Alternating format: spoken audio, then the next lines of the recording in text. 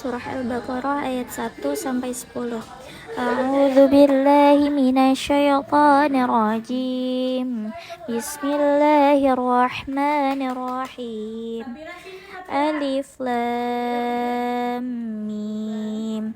Dzalikal kitabu la raiba fihi hudal lil muttaqin alladzina yu'minuna bil ghaibi wa yuqimuna as-salata wa mimma razaqnahum yunfiqun walladzina yu'minuna bima unzila ilayka wa ma unzila min qablik wabil akhirati hum yuqinun ulaika ala hudam min rabbihim wa ulaika humul muflihun innal ladzina kafaru sawa'un 'alaihim a'adhartahum am lam tunzirhum la yu'minun khatamallahu ala qulubihim wa ala sam'ihim wa ala absarihim ghishawatun wa lahum 'adzabun 'azim wa minan nasi man yaqulu amanna billahi wa bil yawmil akhir wa ma hum bimu'minin yukhadi'una allaha walladzina amanu wa ma yakhda'una illa anfusahum wa ma yash'urun fi qulubihim maradun fazadahumullahu marada walahum 'adzabun 'alimun bima kanu yakdzibun. Shadaqallahul 'adzim. Pada ayat 1 Alif Lam Mim. Hukum bacaannya mad lazim harfi musibah sebab terdapat huruf hijaiyah di awal surat. Pada ayat kedua yaitu dzalika. Hukum bacaannya mad tabi'i sebab ada fathah berdiri. Ada kalimat al-kitabu. Hukum bacaannya alif lam qamariyah karena ada alif lam bertemu huruf qamariyah yaitu huruf kaf. Pada huruf al-kitabu juga hukum bacaannya bisa menjadi mad tabi'i karena ada fathah berdiri. Pada ayat kedua, pada huruf hijaiyah la, hukum bacaannya mad tabi'i karena ada alif huruf sebelumnya berharokat fathah. Pada ayat kedua, pada kalimat roiba, hukum bacaannya mad layyin karena ada ya sukun huruf sebelumnya berharokat fathah. Pada ayat kedua, pada kalimat fihi, hukum bacaannya mad tabi'i karena ada ya sukun huruf sebelumnya berharokat kasrah. Pada ayat kedua, pada kalimat hudal lil muttaqin, hukum bacaannya idgham bila gunnah karena ada tanwin bertemu huruf lam. Pada ayat kedua, pada kalimat lil muttaqin, hukum bacaannya mad arid li sukun karena mad bertemu dengan huruf bersukun sebab adanya waqaf atau berhenti di akhir kalimat. Pada ayat ketiga, pada kalimat alladzina, hukum bacaannya mad tabi'i karena ada ya sukun huruf sebelumnya berharokat kasrah. Pada ayat ketiga, pada kalimat yu'minuna, hukum bacaannya mad tabi'i karena ada waw sukun huruf sebelumnya berharokat dhammah. Pada ayat ketiga, pada kalimat bil ghaibi, hukum bacaannya alif lam qamariyah karena ada alif lam bertemu huruf qamariyah atau ghain. Pada ayat ketiga, pada kalimat bil ghaibi juga hukum bacaannya bisa menjadi mad layyin karena ada ya sukun huruf sebelumnya berharokat fathah. Pada ayat ketiga, pada kalimat wa yuqimuna, hukum bacaannya mad tabi'i karena ada ya sukun huruf sebelumnya berharokat kasroh. Pada ayat ketiga, pada kalimat wa yuqimuna, hukum bacaannya mat tabi'i karena ada waw sukun, huruf sebelumnya berharokat domah. Pada ayat ketiga, pada kalimat as-sholata, hukum bacaannya alif lam syamsiyah karena ada alif lam bertemu huruf syamsiyah atau huruf shad. Pada ayat ketiga, pada kalimat as-sholata, hukum bacaannya bisa menjadi mat tabi'i karena ada alif, huruf sebelumnya berharokat fathah. Pada ayat ketiga, pada kalimat wa mimma, hukum bacaannya gunnah karena ada huruf mim bertasydid. Pada ayat ketiga, pada kalimat wa mimma, bisa juga hukumnya menjadi mat tabi'i karena ada alif, huruf sebelumnya berharokat fathah. Pada ayat ketiga, pada kalimat razaqnahum, hukum bacaannya qalqalah sughra karena ada qaf sukun di tengah kalimat. Pada ayat ketiga, pada kalimat razaqnahum, hukum bacaannya mat tabi'i karena ada fathah berdiri. Pada ayat ketiga, pada kalimat yunfiquna, hukum bacaannya ikhfa karena ada nun sukun bertemu huruf fa. Pada ayat ketiga, pada kalimat yunfiquna, hukum bacaannya bisa juga menjadi mat arid li sukun karena mat bertemu dengan huruf bersukun sebab adanya waqaf atau berhenti di akhir kalimat. Pada ayat keempat, pada kalimat walladzina, hukum bacaannya mat tabi'i karena ada ya sukun, huruf sebelumnya berharokat kasroh. Pada ayat keempat, pada kalimat yu'minuna, hukum bacaannya mat tabi'i karena ada waw sukun, huruf sebelumnya berharokat domah. Pada ayat keempat, pada kalimat bima unzila, hukum bacaannya mat jaiz munfasil karena ada mat tabi'i bertemu huruf hamzah dalam kalimat yang berbeda. Pada ayat keempat, pada kalimat unzila, hukum bacaannya ikhfa karena ada nun sukun bertemu huruf za. Pada ayat keempat, pada kalimat ilaika, hukum bacaannya mad layin karena ada ya sukun, huruf sebelumnya berharokat fathah. Pada ayat keempat, pada kalimat wa ma unzila, hukum bacaannya mat jaiz munfasil karena ada mat tabi'i bertemu huruf hamzah dalam kalimat yang berbeda. Pada ayat keempat, pada kalimat mil qablik, hukum bacaannya ikhfa karena ada nun sukun bertemu huruf qaf. Pada ayat keempat, pada kalimat wabil akhirati, hukum bacaannya mat tabi'i karena ada fathah berdiri. Pada ayat keempat, pada kalimat yuqinun, hukum bacaannya mat tabi'i karena ada waw sukun, huruf sebelumnya berharokat domah. Pada ayat keempat, pada kalimat yuqinun, hukum bacaannya bisa menjadi arid li sukun karena mat bertemu dengan huruf bersukun sebab adanya waqaf atau berhenti di akhir ayat. Pada ayat kelima, pada kalimat ulaika, hukum bacaannya mat wajib mutasil karena ada mat tabi'i bertemu huruf hamzah dalam kalimat yang sama. Pada ayat kelima, pada kalimat ala, hukum bacaannya mat tabi'i karena ada fathah berdiri. Pada ayat kelima, pada kalimat hudammil, hukum bacaannya idgham bigunnah karena ada tanwin bertemu huruf mim.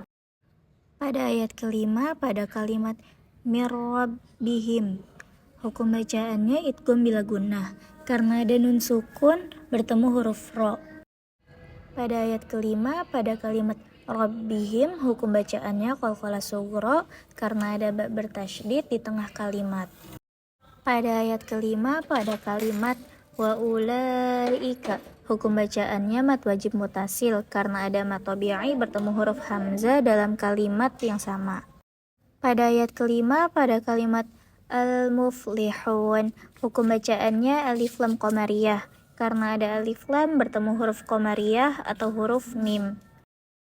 Pada ayat kelima, pada kalimat al-muflihun, hukum bacaannya bisa menjadi arid li sukun karena mat bertemu dengan huruf bersukun sebab adanya waqaf atau berhenti di akhir ayat.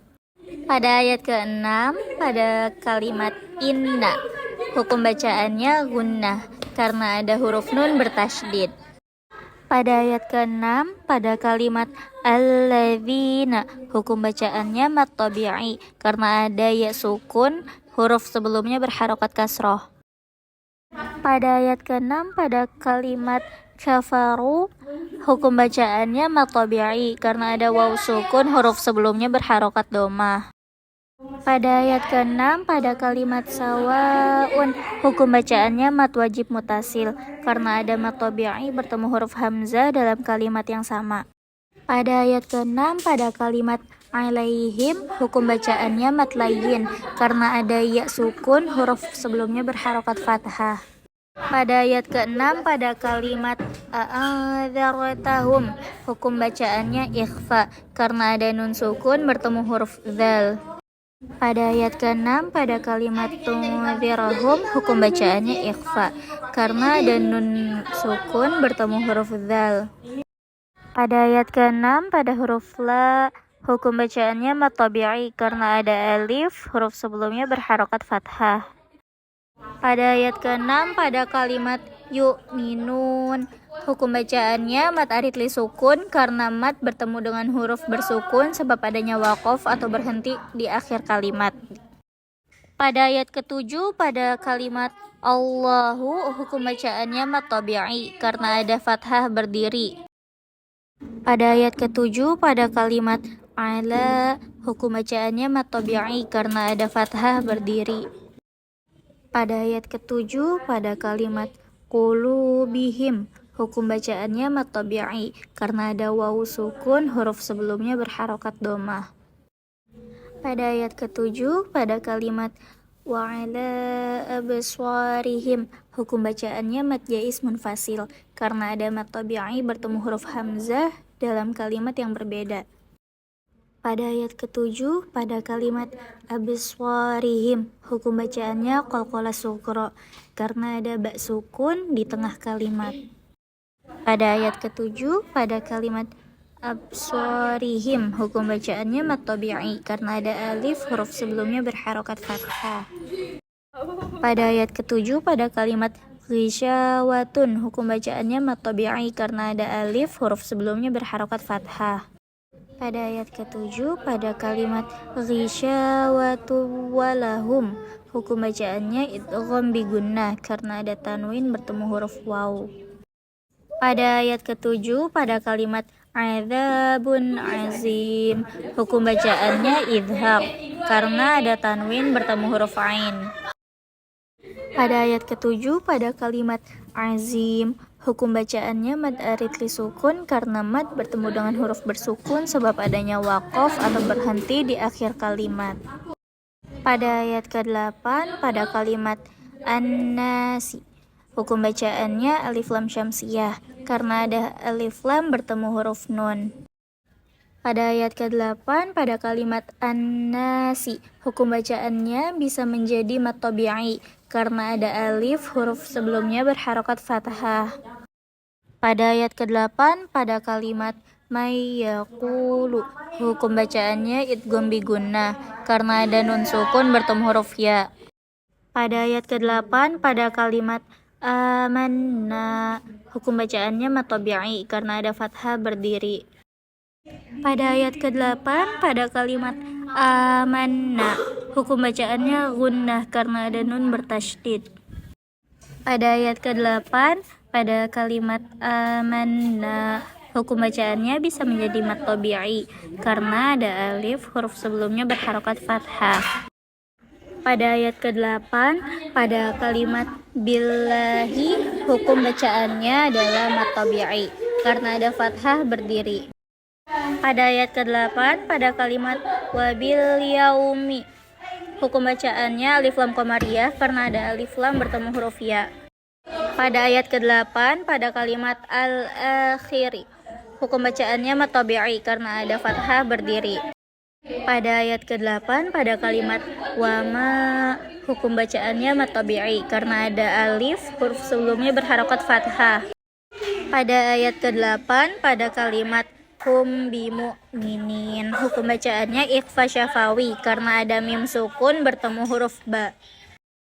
Pada ayat ke-8 pada kalimat bimu'minin, hukum bacaannya bisa menjadi mad aritli sukun karena mad bertemu dengan huruf bersukun sebab adanya waqaf atau berhenti di akhir kalimat.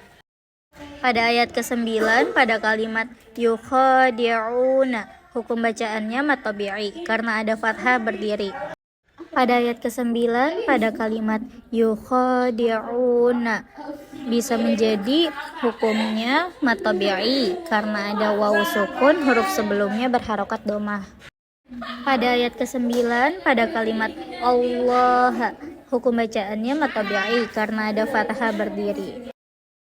Pada ayat ke-8 pada kalimat walladzina, hukum bacaannya mad tabi'i karena ada ya sukun, huruf sebelumnya berharokat kasroh. Pada ayat ke-9 pada kalimat amanu, hukum bacaannya mad tabi'i karena ada fathah berdiri. Pada ayat ke-9 pada kalimat amanu, hukum bacaannya bisa menjadi mad tabi'i karena ada wawu sukun, huruf sebelumnya berharokat domah.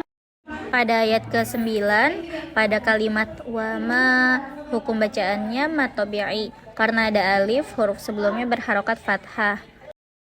Pada ayat ke-9 pada kalimat yash'urun, hukum bacaannya mad aritli sukun karena mad bertemu dengan huruf bersukun sebab adanya waqaf atau berhenti di akhir kalimat. Pada ayat ke-10 pada kalimat fi, hukum bacaannya mad tabi'i karena ada ya sukun, huruf sebelumnya berharokat kasroh. Pada ayat ke-10 pada kalimat qulubihim, hukum bacaannya mad tabi'i karena ada wawu sukun, huruf sebelumnya berharokat domah. Pada ayat ke-10 pada kalimat qulubihim maradun, hukum bacaannya idgham mitslain karena ada mim sukun bertemu huruf mim. Pada ayat ke-10 pada kalimat maradu fazadahumu, hukum bacaannya ikhfa karena ada tanwin bertemu huruf fa. Pada ayat ke-10 pada kalimat fazadahumu, hukum bacaannya mad tabi'i karena ada alif, huruf sebelumnya berharokat fathah. Pada ayat ke-10 pada kalimat Allah, hukum bacaannya mad tabi'i karena ada fathah berdiri. Pada ayat ke-10 pada kalimat adzabun, hukum bacaannya mad tabi'i karena ada alif, huruf sebelumnya berharokat fathah. Pada ayat ke-10 pada kalimat adzabun alimun, hukum bacaannya idhar karena ada tanwin bertemu huruf hamzah. Pada ayat ke-10 pada kalimat alimum bima, hukum bacaannya iqlab karena ada tanwin bertemu dengan huruf ba. Pada ayat ke-10 pada kalimat bima, hukum bacaannya mad tabi'i karena ada alif, huruf sebelumnya berharokat fathah. Pada ayat ke-10 pada kalimat kanu, hukum bacaannya mad tabi'i karena ada alif, huruf sebelumnya berharokat fathah. Pada ayat ke-10 pada kalimat kanu, hukum bacaannya bisa juga menjadi mad tabi'i karena ada wawu sukun, huruf sebelumnya berharokat dhammah. Pada ayat ke-10 pada kalimat yakdzibun, hukum bacaannya mad aritli sukun karena mad bertemu dengan huruf bersukun sebab adanya waqaf atau berhenti di akhir kalimat. Mungkin hanya itu yang dapat saya sampaikan, kurang lebihnya mohon maaf. Wassalamualaikum warahmatullahi wabarakatuh.